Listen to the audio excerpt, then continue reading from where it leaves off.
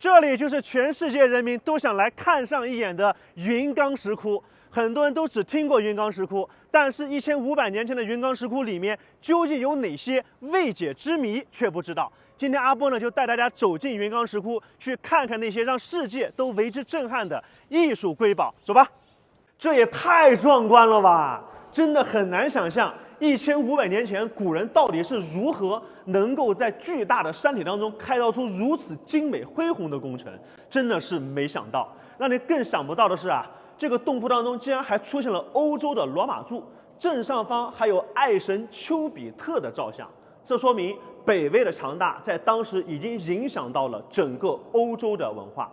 同时也说明北魏在当时开凿石窟的时候，不仅用了很多的本土工匠，他们还使用了很多的欧洲工匠，在很早以前就做到了民族文化的大融合。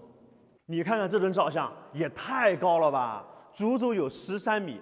在造像的手臂下面呢，还有一尊金刚力士。那么这尊金刚力士呢，刚好跟造像的手臂形成了一个三角形，这是为了能够起到承重的作用。没想到1500年前古人就知道利用三角形的稳定的原理，不但要把它雕刻出来，还要保证它能够千年不倒。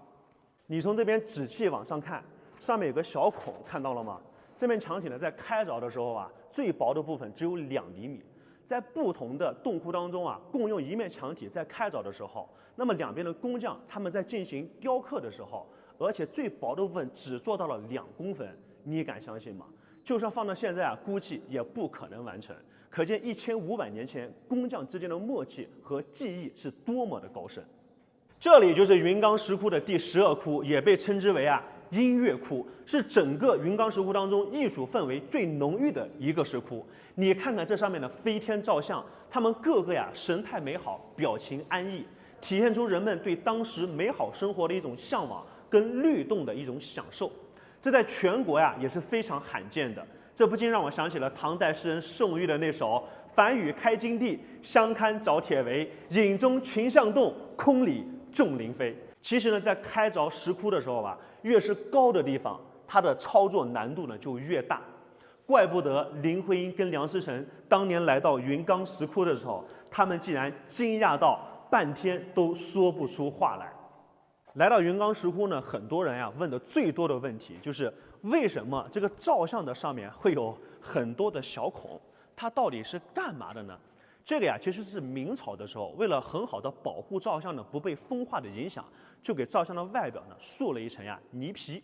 为了使泥皮呢更加的牢固，首先呢你要在造像的身体上打孔，然后呢固定好支架，在支架上缠绕一些麻绳，然后再开始塑造泥皮。所以后来就留下了很多的小孔。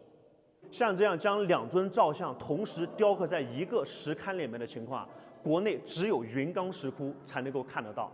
那为什么当时古人要把2尊造像放在同一个石龛里面呢？